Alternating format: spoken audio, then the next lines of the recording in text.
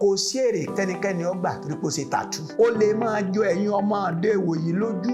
Ìlà ẹ̀kẹ́ mi tàtú ni. Ṣùgbọ́n èmi tí wọ́n soge fún wa béèrè lọ́wọ́ mi, wọ́n bà mí lójú jẹ́ ni. Ẹ̀mí Jésù ló jẹ́ kí n dáríjì bàbá mi kó bùlà fún mi. Ìyẹn ni pé tẹ́ ẹ pè lẹ́wà lónìí yóò burẹ́ wà lọ́la. Ògo tí kì í sá, òní ẹwà àti inú. A gbọ́dọ̀ wà láwárí.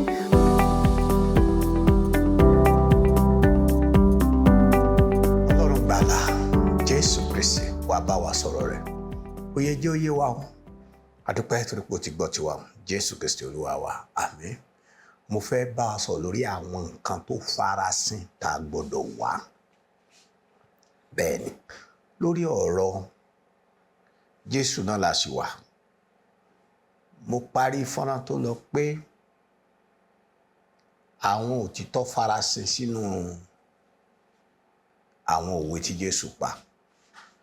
Wọ́n fẹ́ fi ohun márùn-ún hàn wá tí a gbọ́dọ̀ tó farasin, tí a gbọ́dọ̀ wárí. Àkọ́kọ́ ni Ọlọ́run.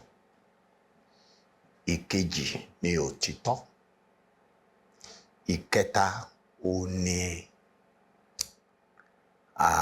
àwọn ọ̀rọ̀ tí ó pamọ́. Ìkẹrin ó ní ìṣúra iyebíye tí ó kàn. Àwọn ọ̀ṣọ́ tí inú tí ó farasin. Ìkarùn-ún ó ní ọgbọ́n, àwọn ọgbọ́n Ọlọ́run. Bẹ́ẹ̀ni, tá a bá sì ṣàwárí àwọn nǹkan márùn-ún yìí, ọ̀ranyàn ni pé mánà tó pamọ́ náà nínú ìwé Ìfihàn orí 1 orí 2 ẹsẹ̀ 17 yóò jẹ́ àjẹmọ́nú fún wa. Ẹ jẹ́ ká mú ní kọ̀ọ̀kan. Ọlọ́run máa ń fi ara ẹ̀ pamọ́, ó sì ń fi ara ẹ̀ pamọ́. A sì gbọ́dọ̀ wá Ọlọ́run láwárí. A lè jókòó gẹlẹtẹ ká káwọ́ léwọ́, tàbí kó kàn jẹ́ pé akitiyan ẹ̀sìn nìkan la múra sí, tàbí kó kàn mọ́ lọ ṣọ́ọ̀ṣì jọ Sunday lásán kó ló mọ Ọlọ́run.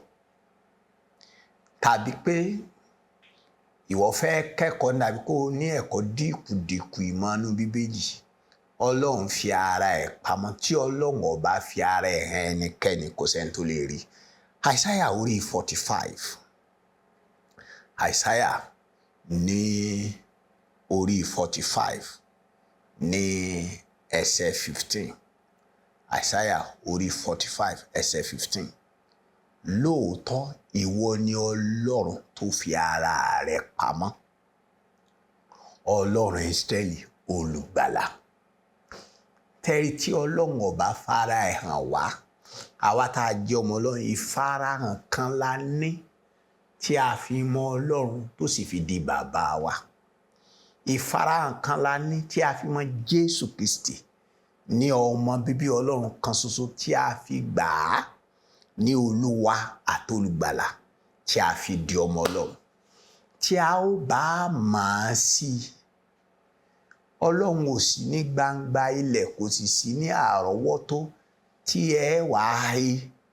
Ọlọ́run yìí sowó tó gbọ́lẹ̀ tí wọ́n he. Ẹ̀yin ẹ wo àwọn àlùmọ́nì ilẹ̀ gan-an. Ọlọ́run fi wọ́n pamọ́ sísàlẹ̀ ilẹ̀ ni. Kọ́wé èèyàn ó tó tẹ àlùmọ́nì ilẹ̀, Olúwa rẹ̀ yóò ṣiṣẹ́. Bẹ́ẹ̀ náà ni tá a bá rí Olúwa á wà. Ìdí ni ẹ tí Bíbélì sọ pé ó ní láìsí gbàgbọ́ a ò lè wú. Àti pé gbogbo ẹni tí ó bá gba Ọlọ́run gbọ́ ni ó gbọ́dọ̀ gbàgbọ́ pé Ọlọ́run ń bẹ, àti pé ó ní olùṣẹ̀san fún àwọn tó bá farabalẹ̀ wá. Ẹ wá wí, Olúwa wá sọ ní ìwé Jeremiah orí 29 ẹsẹ̀ 13. Ó ní ẹ̀yin ó sì ṣàfẹ́rí mi, ẹ ó sì rí mi. Ìtumọ̀ ni pé òǹgbẹ Ọlọ́run gbọ́dọ̀ gbẹ̀yàn. O ò lè jókòó níbi tó wà. Ìgbà mìíràn wíwá Olúwa wà láti rìnrìn àjò. Ìgbà mìíràn gan wà láti gun bàálù.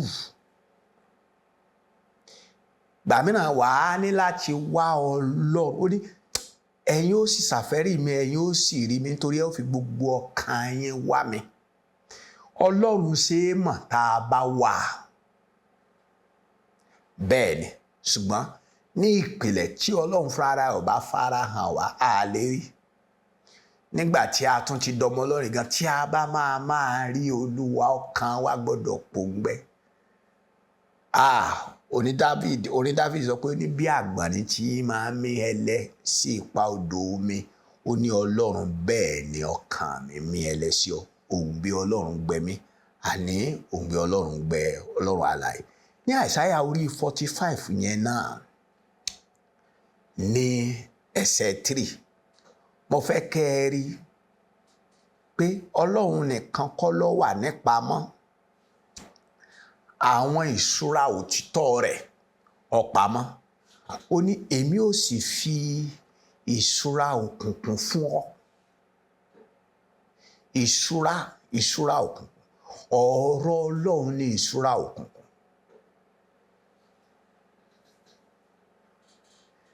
Ó tún wá sọ ìmí ọ̀rọ̀ tí a fi pamọ́ níbi ìkọ̀kọ̀. Ìyẹn ni pé nǹkan kẹta nìyẹn. Á wá Ọlọ́run fi rẹ̀ pamọ́. Ìṣúra òtítọ́ rẹ̀ ó fi pamọ́. A gbọ́dọ̀ wá tọ́lọ́run ọba sí wa lójú, a lè rí.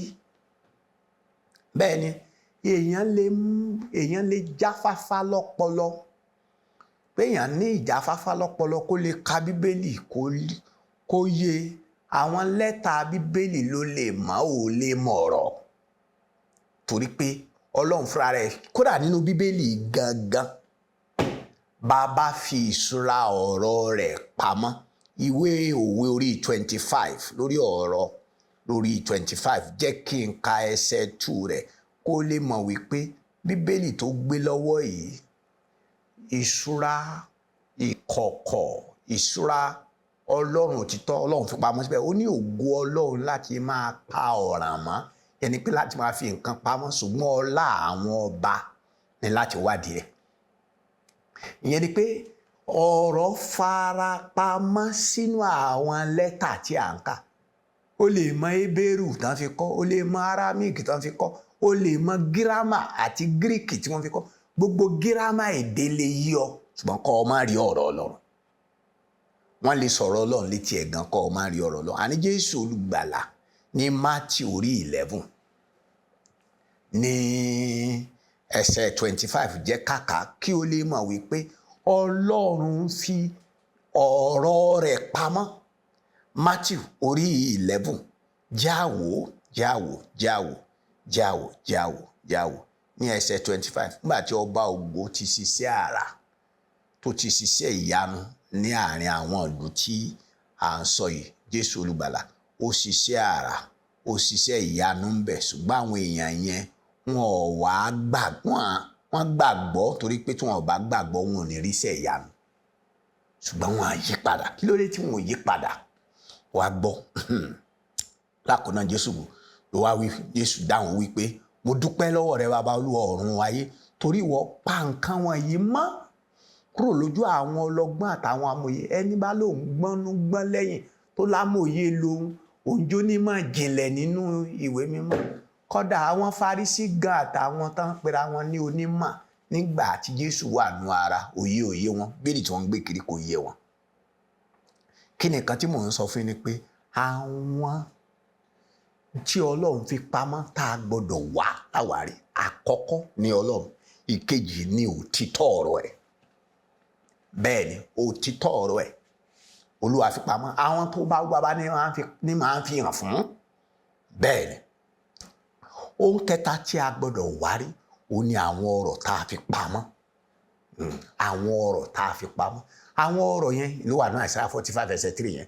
Àwọn ọ̀rọ̀ tí a fi pamọ́ yẹn ó ní àwọn tí ó mú kí ayé yìí ó rọrùn fún wa láti gbé.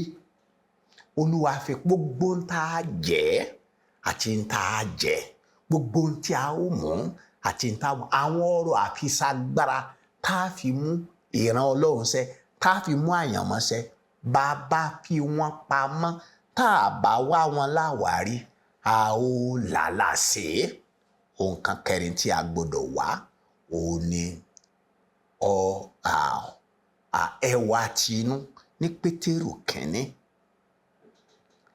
ní orí 3 ẹsẹ̀ 4 ẹ gbọ́rọ̀ Ọlọ́run ẹ̀yin àyànfẹ́ ṣùgbọ́n kó jẹ́ ti ẹni tó farasin ní ọkàn.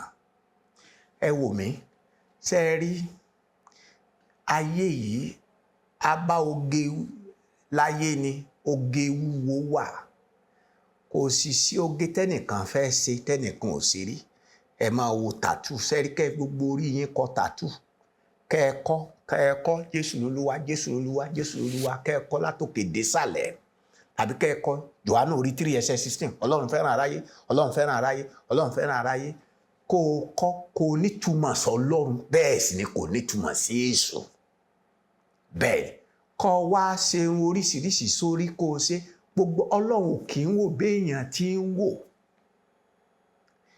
Ẹwà kan wà ògo ẹwà kan wà tí Ọlọ́run ń fẹ́ ó ní ṣùgbọ́n kí ó jẹ́ ẹni tí ó farasin ní ọkàn nínú ọ̀ṣọ́ àìdíbàjẹ́ ti ẹ̀mí ìrẹ̀lẹ̀ àti ẹ̀mí tútù èyí tí í ṣe iyebíye níwájú Ọlọ́run. Ọlọ́run kò sí èrè tẹ́nikẹ́ni ó gbà torí pé ó ṣe tàtú kò sí nítumọ̀ ó lè máa jọ ẹ̀yin ọmọdé ìwòyí lójú torí pé àwa gan bá tàtú láyé ni tó bá fẹ́ mọ tàtú ìlà ẹ̀kẹ́ mi tàtú ni nígbà sì ṣe oge ni ṣùgbọ́n èmi tí wọ́n ṣoge fún wa béèrè lọ́wọ́ mi wọ́n bà mí lójú jẹ́ ni. Bẹ́ẹ̀ ni ẹ̀mí Jésù ló jẹ́ kí n dáríjì bàbá mi kó bùlà fún mi. Ìyẹn ni pé ń tẹ́ ẹ pè lẹ́wà lónìí yóò burẹ́ wà lọ́la ògo tí kìí sá òní ẹwà tinú.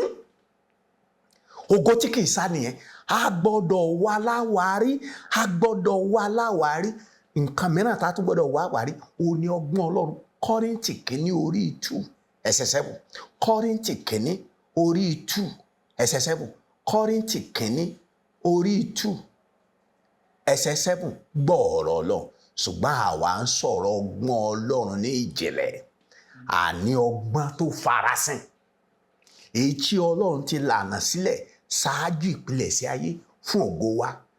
Olúwa ọgbọ́n Ọlọ́run ìjìnlẹ̀ ó farasin tá a bá wá wọn rí a máa dààmú ntí ò kì í ṣe nǹkan ntí ò ń ṣe bàbàrà pè ń bàbàrà ntí ò nítumọ̀ ńlá kọ bí ara sí tá sì máa sọ pé à ń ṣe nǹkan gidi nígbà tí a bá wá àwọn nǹkan wọ̀nyí láwárí ẹ̀yin àyànfẹ́ ìgbà yẹn láàjẹ́ àṣẹ́gun ìwé ìfihàn orí 2 ẹni bá wá jẹ́ àṣẹ́gun yẹn ọba ògo ni yóò jẹ mánà tó pamọ́ mánà kan wà tí a pamọ́ ẹni bá ṣàwárí àwọn nǹkan tó pamọ́ ìní yóò fi mánà tá a pamọ́ jẹ nígbà ó bá délé ẹni tó bá lé etí kó gbọ́ ohun tí ẹ̀mí ń sọ fún àwọn ìjọ ẹni ó bá ṣẹ́gun lèmi ó fi mánà tá a pamọ́ fún jẹ kó bá ṣẹ́gun ó wá Ọlọ́run láwárí Ọlọ́run fúnra rẹ̀ fara ẹ̀ pamọ́. Ìkejì ó wá òtítọ́ ní àwárí. Ìkẹta ó wá àwọn ọ̀rọ̀ àmúṣagbára tó fi mú ayé ṣẹ ó wà láwárí. Ìkẹrin ó wá ọ̀ṣọ́ tí inú tó ṣe iyebíye ìṣe kó ní kéèyàn pé rẹ̀ níránṣẹ́ Ọlọ́run kó wá dirun sórí kó fi yẹtí sétí kó ní sí Olúwa lẹ̀ ń ṣe kó wá ṣe tàtú sí irọ́ nǹkan kan ti sọnù tẹ́ ẹ̀ wá in tó pamọ́ ni kẹ́ ẹ wá ọ̀rọ̀ ògo kan wà nú ẹwà kan wà nú tó ṣe iyebíye ká kọlà ká ṣe oríṣiríṣi sára kò nítumọ̀ ìrégbè ni ẹ wá ògo àti ẹwà tinú ẹ wá ní àwárí ẹ wá ọgbọ́n ìjìnlẹ̀ ẹ jẹ́ ká wà láwárí tá a bá wá wọn láwárí a ó ṣàṣeyọrí a ó sì lè jẹ mánà tá a fi pamọ́ fún jẹ olémi ó sì fún ní òkúta funfun kan àti sára òkúta náà orúkọ tuntun tí a ó kọ sí tí ẹnikẹ́ni kò mọ̀ bí kò sí ẹni tí ó gbà á bàbá mi àti Ọlọ́run mi fi ìbùkún sí ọ̀rọ̀ rẹ̀ jẹ́ kára àánú gbà á jẹ́ kí gbogbo àwa tó yẹ ká wá láwárí èyí tí ò sì yẹ ká wá ọmọ ìjà fi sílẹ̀ pa ká mórí délé Jésù Kristi Olúwa wa àmín.